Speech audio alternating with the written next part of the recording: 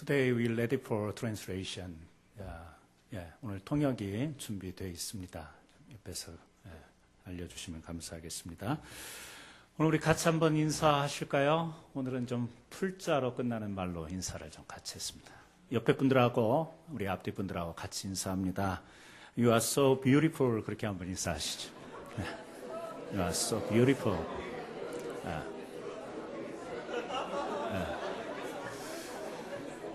우리 또 한 번 인사하죠. You are so wonderful. 이야기하십니다. 마지막은 한국말로 인사해요. You are 끝나풀 for our church. You are strength for our church. 인사하세요. 당신은, 왜냐하면 우리 서로가 사랑의 띠로 붙겠는데 당신은 나의 끝나풀입니다. 그렇게 한번 인사하시죠. 할렐루야.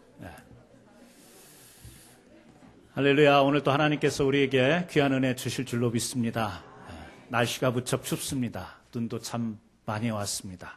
이렇게 눈이 많은 것은 오래간만에 또 경험합니다. 어떤 분들은 저 때문에 이렇게 눈이 많이 온다고 또 그렇게 말하시는 분도 계십니다. 눈도 하나님이 내려주시는 은혜인 줄로 믿습니다. 오늘 아침에 한국에서 어떤 분이 저한테 메시지가 왔어요. 우리나라에 있는, 한국에 있는 절들이 왜 망하지 않는지 아느냐, 그러면서 질문을 던지는 메시지였어요. 도대체 알 수가 있어야죠. 아침에 일찍. 그러니까 한국은 이제 주일 예배 끝나고 한가해 갖고 이제 목사님이 저한테 이제 보낸 거죠. 그래서 아무리 생각해도 모르겠더라고요. 그랬더니 왜 그러냐고 물었더니 목사님과 성도들 때문에 그런데요. 왜? 목사님들이 설교하면서 맨날 절망하지 마십시오 그런다라는 거예요. 성도들도 기도하면서 절망하지 않게 하여 주옵소서. 그래서 우리나라의 절이 절대 망하지 않는다. 그래서 그 이야기를 듣고 주일날 아침에 약이 오르잖아요. 말도 안 되는 소리를 보내왔어요. 그러면 우리나라에 소를 목축하는 사람들은 다 망했겠다. 그리고 제가 보냈지. 왜? 소망을 주옵소서. 우리가 그렇게 기도하는. 오늘 이 시간에도 우리가 마음의 무거움을 가지고 오신 분도 계실 줄로 압니다. 절망과 좌절은 아니더라도 또 마음에 그런 근심, 걱정을 가지고 오신 분이 계신 줄로 압니다. 또 우리의 육신이 편안하지 못하고 질병과 또 아픔 가운데서, 고통 가운데서 이 자리에 나오신 분도 계시는 줄 압니다. 그런 모두에게 오늘 하나님께서 다시 한번 우리를 소망으로 인도하시고 다시 한번 하나님의 능력 안에서 우리에게 힘주실 줄로 믿습니다. 오늘 저는 본문 말씀을 통해서 깊은 데로 가십시오, 이런 제목으로 여러분과 함께 은혜를 나누겠습니다. 우리가 잘 아는 것처럼 베드로가 갈릴리 호수에서 배를 띄우고 고기 잡는 업으로 살아갔습니다. 그러던 어느 날에도 이 밤중에 이 바다로 나가서 갈릴리 호수, 사실은 호수이죠. 바다가 아니라 호수인데 그곳에 가서 그물을 내리고 고기를 잡습니다만 고기를 잡지 못하고 이제 다시 돌아와서 이른 아침 그물을 정리하고 그물을 씻는 그 현장에 예수님이 나타나셨습니다. 그리고 그렇게 고기를 잡지 못했던 베드로에게 다시금 말씀하십니다. 깊은 곳으로 가라. 그리고 그곳에 그물을 내리고 고기를 잡으라고 주님께서 말씀하십니다. 이렇게 주님이 말씀하신 내용은 상황적으로 봐도, 그리고 어부였던 베드로의 지금까지의 경험과 지식으로 봐도 맞지 않는 이야기 같았습니다. 그럼에도 불구하고 이 베드로는 주님 말씀을 의지해서 다시금 깊은 데로 가게 됩니다. 그리고 거기에서 그물을 내리고 고기를 잡게 되죠. 우리가 오늘 읽었던 말씀처럼 그렇게 주님 말씀 의지하여 깊은 데로 가서 그물을 내렸더니 많은 고기가 잡혔다라고 하는 그런 내용이 오늘 우리가 함께 나누는 말씀입니다. 자, 이 말씀 가운데서 우리가 관심 있게 봐야 될 부분이 어떤 거냐라는 거죠. 베드로가 고기를 많이 잡았다, 이 내용이 아니라는 사실입니다. 베드로가 깊은 데로 가라는 주님의 명령을 듣고 가서 고기를 많이 잡아왔지만 정작 중요한 내용은 뭐냐면 그것을 통해서 베드로가 자신의 인생을 다시 보고 다시 한번 그곳에서 새로운 것을 발견하게 되었다라는 것. 오늘 그것을 우리가 같이 나누면서 은혜를 받아야 될 줄로 믿습니다. 베드로는 여기에서 인생의 총론을 배웁니다. 그 어디에서도 그 누구에게서도 배울 수 없었던 인생이 무언가, 인생은 어떻게 살아야 하는가, 인생에 대한 큰 그림을 이 베드로는 그 깊은 곳에서 발견하게 되는 것입니다. 구체적으로 베드로가 무엇을 발견합니까? 오늘 첫 번째로 예수님을 발견하게 됩니다. 그 첫 번째 발견이 바로 자신의 인생의 주인은 예수님이라는 사실을 발견하게 됩니다. 베드로가 그물을 찢어질 정도로 고기를 잡습니다. 그리고 그 고기를 잡고 난 뒤에 오늘 성경에 보니까 주님의 발 앞에 엎드려서 이런 말을 합니다. 주여 나를 떠나소서 나는 죄인이로소이다. 그런 이야기를 합니다. 우리 같으면 이 상황 속에서 지금 자기는 이 새도록 고기를 잡지 못하고 실패하여 돌아왔다가 주님의 말씀 듣고 가서 고기를 많이 붙잡게 되었다면 돌아와서 예수님에게 하는 말이 무엇이어야 될 거라고 생각하세요? 우리 같으면 주님 나를 떠나지 마소서. 내가 고기를 잡았지만 나는 고기 잡는데 실패했지만 주님이 함께 하시니까 이렇게 많은 고기를 잡았는데 늘 나와 함께 하소서. 늘 내 옆에 있어 주옵소서. 그렇게 이야기하는 게 맞는 것 같은데 베드로는요 그런 이야기를 하지 않습니다. 나를 떠나소서. 나는 죄인이로소이다. 5장 8절 말씀에 그렇게 이야기를 하죠. 시몬 베드로가 이를 보고 예수의 무릎 앞에 엎드려 가로되 주여 나를 떠나소서 나는 죄인이로소이다. 시몬 베드로가 깊은 데서 많은 고기를 잡게 된 이 기적의 사건, 그는 예수님을 부를 때 이제 호칭이 바뀌게 됩니다. 전에는요 마스터였어요. 선생님이여, 랍비여 이렇게 불렀습니다. 그런데 이 깊은 데로 가서 고기를 이제 주님의 말씀 의지하여 많이 잡고 돌아가 와서는 이제 호칭이 전에는 랍비여, 선생이여 이렇게 불렀는데 이제는 주여, 주님 이렇게 호칭이 바뀌는 겁니다. 로드, 주님, 주여, 나의 주인이라는 뜻이죠. 그런데 이 말을 우리가 헬라어로 조금 더 구체적인 원어로 접근해 보면 데스포데스라는 말을 씁니다. 소유주라는 말이죠. 나의 주여, 소유주. 그런데 오늘 이 본문에서 사용하는 단어는요, 이 헬라어 단어를 사용하지 않습니다. 어떤 단어를 써요? 우리가 많이 들어봤죠? 큐리오스. 이 말은요, 나의 주인이라고 하는 어떤 소유의 개념을 넘어서서 나를 처분할 수 있는 권한이 있으신 주님, 나를 소유로만 생각하는 것이 아니고 내 인생 전체를 주관하시고 흔들 수 있는 주인이심을 고백하는 큐리오스로 지금 베드로는 예수님 앞에 고백을 하는 겁니다. 지금까지는요, 자신이 가지고 있는 배를 가지고 자기가 원하는 때에 자기의 뜻대로 나갑니다. 자기가 배웠던 수단과 방법을 동원해서 고기를 잡습니다. 내 마음대로 그물질을 할 수 있을 때 나가서 고기 잡이를 한다고, 그리고 내가 거기서 먹고 살 수 있다고 그렇게 생각을 했습니다.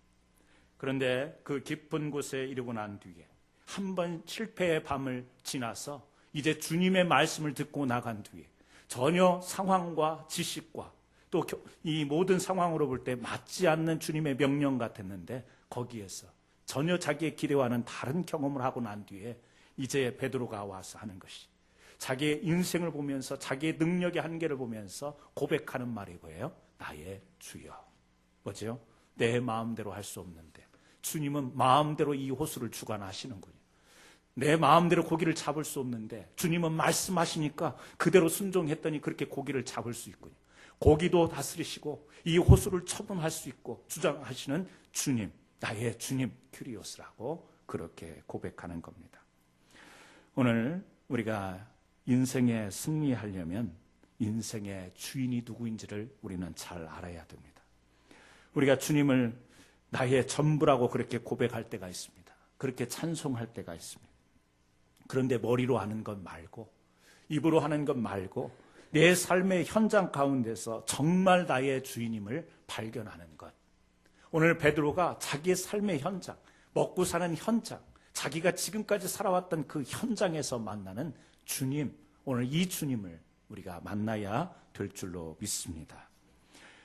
오늘 우리가 예수님을 나의 주인이라고 한다면 정말 우리가 지난 한 주 동안에 우리의 삶이 어땠는지 돌아보면서 이것을 우리가 다시 한번 반성하고 고백할 수 있겠죠. 지난 일주일을 살면서 내가 어떤 삶을 살았는가?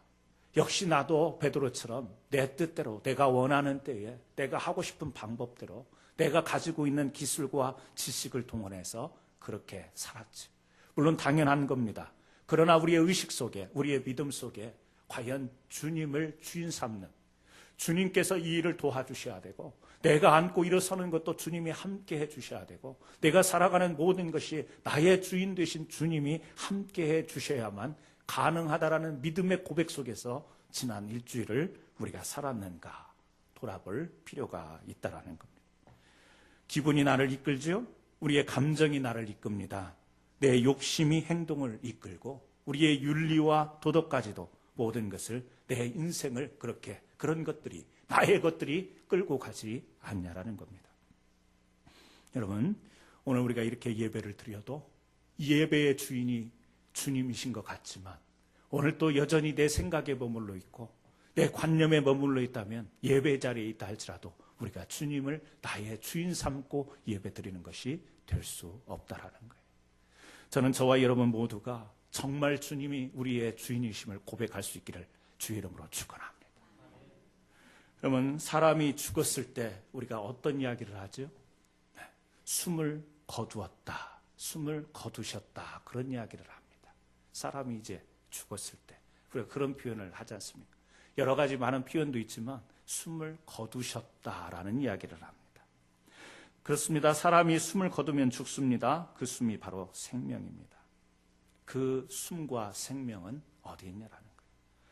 구약성경 이사야 2장 22절에 그런 말씀이 있습니다.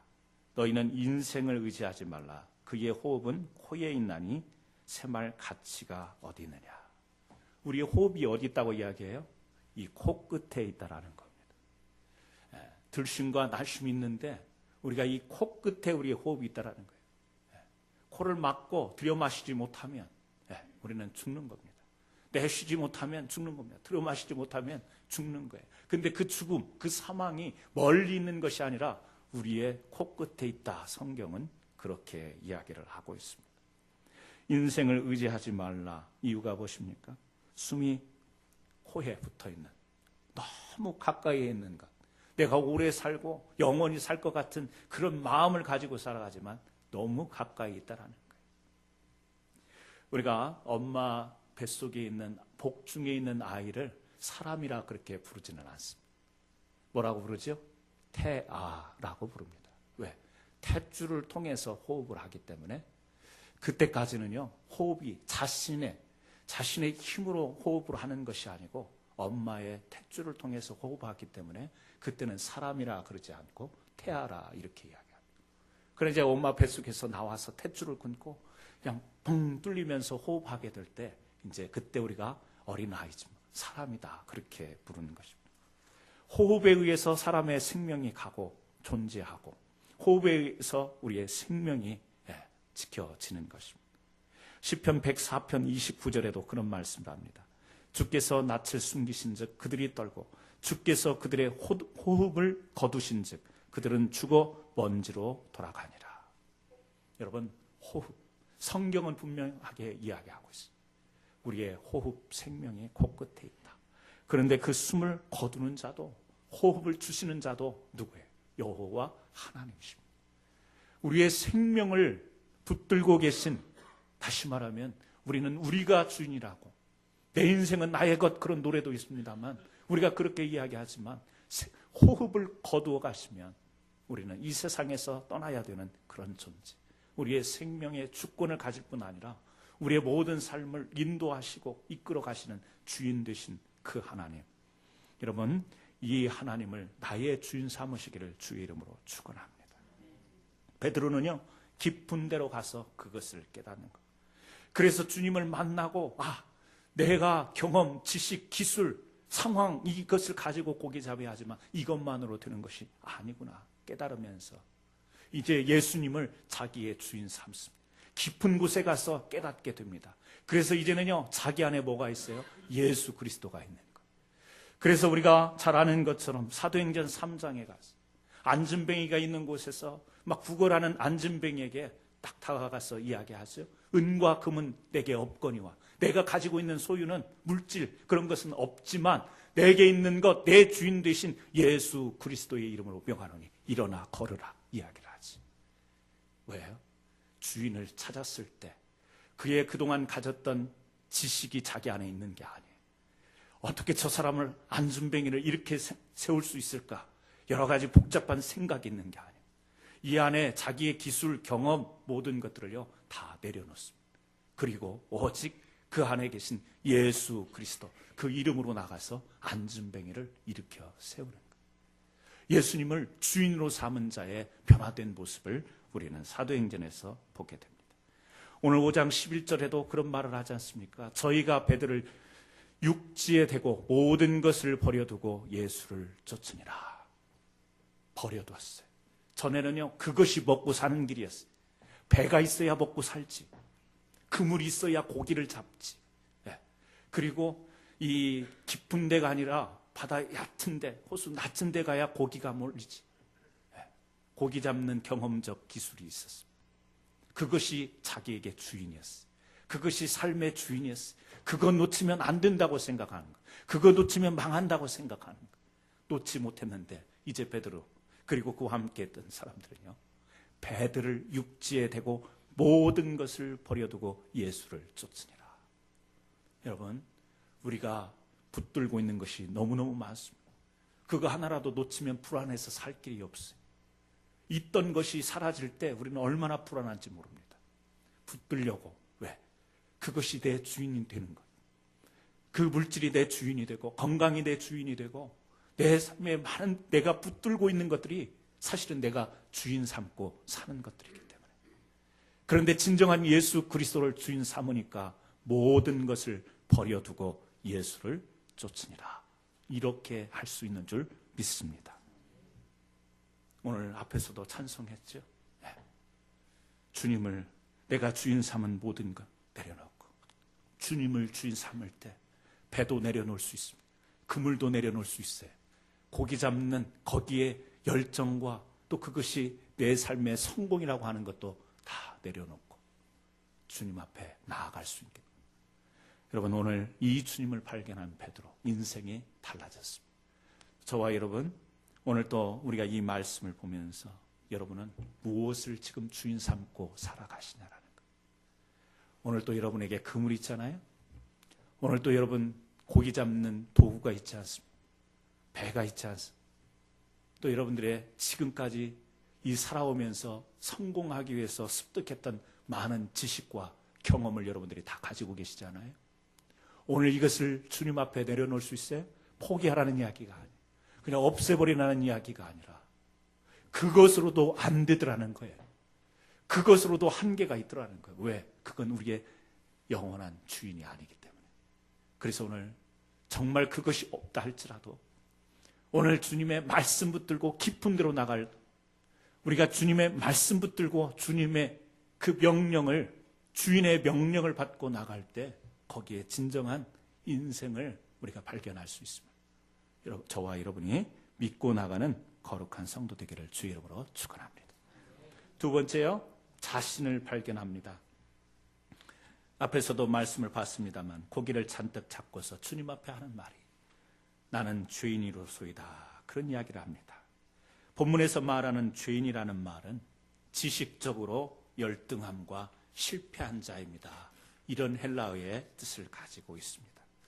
어부에게 있어서 가장 큰 수치는 뭘까요? 고기를 잡지 못하는 겁니다. 어부인데 고기를 못 잡으면 그게 어부에게 수치가 되는 겁니다. 오늘 시몬 베드로는요, 지금 고기를 잡지 못한 상황, 솔직하게 자신의 실패를 인정하고 있습니다. 많은 무리가 있어요. 동료들이 옆에 있습니다. 그런데 그 주변에 많은 사람들이 있음에도 불구하고 밤이 맞도록 아무것도 잡지 못했다라고 자신의 실패를 솔직하게 말하는 것을 볼 수 있습니다. 여러분, 자신에 대해서, 자신의 실패에 대해서 솔직하게 이야기하는 사람이 많을 것 같지만 그렇지가 않습니다. 자신의 실패를 정말 솔직하게 이야기하는 사람은 참 용기 있는 사람이라고 생각됩니다. 어떻게든 자기의 실패와 실수를 인정하지 않으려는 성향을 우리 사람들이 갖고 있기 때문에 그래요. 그래서 뭐가 있어요? 변명이 있습니다. 그래서 우리가 합리화합니다. 자꾸 그것은 내 실패는 나 때문이 아니라고 그렇게 둘러댈 때가 많이 있죠. 이 시몬 베드로는 자신의 실패를 솔직하게 인정합니다. 이 용기가 우리에게 있어야 됩니다. 자신의 한계에 대한 솔직함이 있어야 된다는 사실이죠. 우리가 살아가면서 내 자신에 대해서 조금 더 솔직할 필요가 있습니다. 내 자신을 솔직하다는 것은 주인 되신 주님 앞에서 좀 솔직할 필요가 있다라고 하는 것입니다. 보이지 않는 고릴라라고 하는 책이 있습니다. 우리나라 김영사에서 번역이 된 책인데 이 책에서 그런 내용 가운데 그런 이야기를 합니다. 병원에 의사들이, 모든 의사들이 그러겠어요? 저는 그렇게 공감하지 않습니다. 어떤 한 예를 들기 위해서 의사를 이야기하는 것 같습니다. 병원에서 의사들이 솔직하지 못한 부분들이 있다. 이제 그런 이야기를 하면서 이야기를 합니다. 왜 그러냐면 환자들이 의사를 만났을 때 어떤 자기 가지고 있는 병에 대해서 치료에 결정을 해야 될 때 이 환자는 의사의 결정을 전적으로 따르게 돼 있다라는 거죠. 자신의 결정보다는 의사의 결정에 따르게 돼 있다라는 것. 또 의사는요, 그런 환자들의 자신을 믿는 것을 알기 때문에 사실은 자기가 그 부분에 대해서 실력이 없다 하더라도 자꾸 사람들이, 환자들이 자신을 그렇게 신뢰하고 믿으니까 거기에서 이 자신감이 생긴다라는 거예요. 그리고 또 학교에서 의사들은 환자들에게 자신감 있게 이야기를 하라고 그렇게 가르친다라는 거죠. 그래서 의사들이 실제로 그 질병에 대해서 그 병을 치료하는 능력이 없음에도 불구하고 자신감으로 이 환자들에게 자신 있다, 치료할 수 있다, 이름으로 인해서 자신감이 능력을 초월해버리는 그런 오류를 범할 수 있다, 이런 이야기를 합니다. 여러분, 자신감이라는 것은 우리 삶에 참 중요한 기제입니다. 그러나 자신감이 능력은 아니라는 사실이에요. 내가 자신 있다, 해보겠다 하지만 그것이 능력은 아니라는 것을 우리가 살아가면서 많이 경험하지. 내가 지식이 있고 경험이 있을 때 자신감이 생깁니다. 그래서 그 자신감으로 도전해보지만 그것은 보장되지 않는다라는 것. 어찌 보면 주인 되신 주님을 떠난 우리들의 삶, 내가 배울 만큼 배웠고 내가 할 만큼 경험해봤다. 그 일에 대해서 내가 두려움이 없다, 자신 있다, 자신만만한 태도로 살아가는 것 참 좋은 것 같은데 그 자신감이 항상 자신의 인생을 보장해 주는 것은 아니라는 거예요. 우리는 그 솔직함이 있어야 된다는 거예요. 내가 자신 있어, 도전해볼게. 하지만 거기에 오늘 베드로, 그는요 고기 잡는 어부였습니다. 경험이 있습니다. 배웠어요. 기술이 있어요. 그 자신감으로 고기를 잡으러 나간 줄 모르겠어요. 그러나 밤새도록 고기를 잡지 못하는 실패를 경험합니다. 인생을 단면으로 보여주는 것이죠. 그렇습니다. 우리가 세상을 살아갈 때 참 세상 살아가는 것을 자신만만하게 살아가는 사람이 있습니다. 어떤 때 보면 참 부럽습니다. 그런 태도가. 저 사람 너무 당당해. 저 사람은 너무 자신감 있어. 어찌 보면 그런 것이 부러울 수 있어요. 그러나 그 사람에게도 인생의 한계는 있다라는 거예요. 그 사람에게도 밤새도록 고기를 잡지만 한 마리도 못 잡는 그 어려움이 그 인생 가운데도 존재한다는 사실입니다. 여러분, 우리가 배웠지 않습니까? 또 우리가 가지고 있지 않습니까? 또 앞으로 그렇게 살아갈 자신감도 있지 않습니까? 그렇다고 해서 내 인생을 내 마음대로 주장할 수 있습니까? 여러분들이 원하는 방향으로 계속해서 그렇게 전진해 갈 수 있습니까? 아니죠. 우리는 좀 솔직할 필요가 있습니다. 자신감이 능력이 아니다. 우리에게는요, 주님의 능력이 필요한 거예요. 내가 잡지 못했고 내가 실수했을지라도 나를 깊은 데로 보내셔서 그 상황에 맞지 않고 밤에 이 낮에 깊은 데 가서 그물을 내리는 것은 상식적이지 않지만 그렇게 명령하신 주님의 말씀, 그런데 그대로 행했더니 그것이 바로 능력이 되더라는 것. 오늘 우리가 주님의 능력을 인정할 줄 알고 나의 자신감을 내려놓고 참된 주님의 능력을 향하여 나갈 수 있는 우리의 믿음이 필요한 줄 믿습니다. 그래서요, 우리 자신에 대해서 자신감도 있고 배운 것도 있고 가진 것도 있고 여러 가지 많은 것을 해서 여기까지 왔지만 오늘 또 겸손하게 하나님, 그렇습니다. 주님, 내가 자신감으로도 살아왔고 내가 여러 가지 많은 것을 소유하고 있지만 주님 앞에, 주님의 능력 앞에 겸손히 저를 내려놓습니다. 오늘 이 고백이 저와 여러분에게 있기를 주 이름으로 축원합니다. 내가 가진 얄팍한 것을요, 내가 가지고 있는 참 섣부른 것을 능력이라고 착각하면서 살지 않기를 주의 이름으로 축원합니다. 세 번째, 베드로는 깊은 데로 가서 사명을 발견하게 됩니다. 베드로가 주님 나를 떠나십시오 말할 때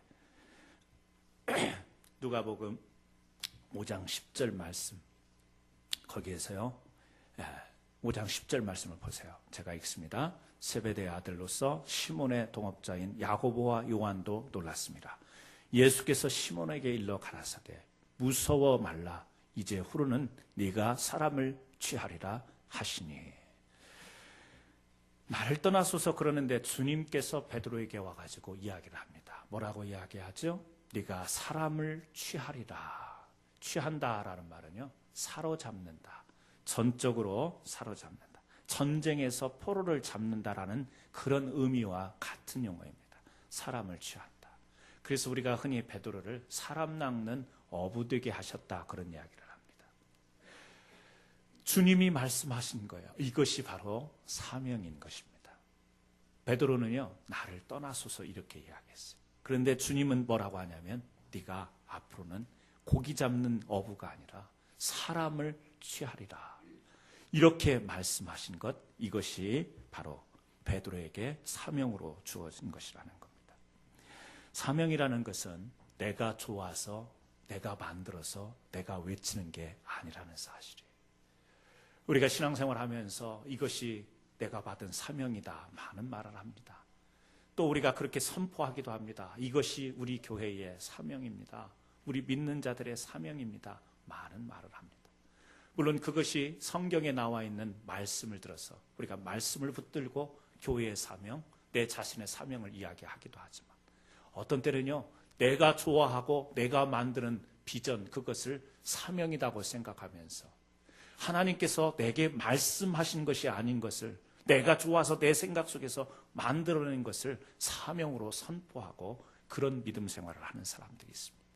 사명은요, 주님이 나에게 말씀하신 것, 주님께서 나를 부르신 것, 그것이 사명이라는 사실입니다.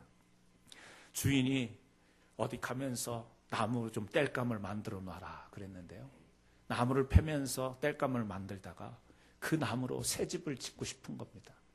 그 잘라서 땔감을 주인은 만들어 놓으라고 했는데 막 예쁜 새 집을 지으면서 너무너무 좋습니다. 왜? 그 새 집을 만들고 싶었고 또 그 예쁜 새 집을 보니까 그렇게 흐뭇할 수가 없어요. 새 집을 짓는 김에 개집도 짓자. 땔감을 가지고 막 새 집도 짓고 토끼집도 짓고 개집도 짓고 너무 흐뭇해 있습니다. 주인이 와서 보니까 땔감은 하나 없고 집만 여러 개 있다. 여러분, 이 종은요, 주인의 사명에 감당하지 못한 사람. 왜 그렇죠? 일은 하기는 했는데 내가 좋은 것을 만들어 놓았기 때문에 그렇습니다. 여러분, 우리가 말씀을 보면서 베드로에게 주님이 사명을 주셔요.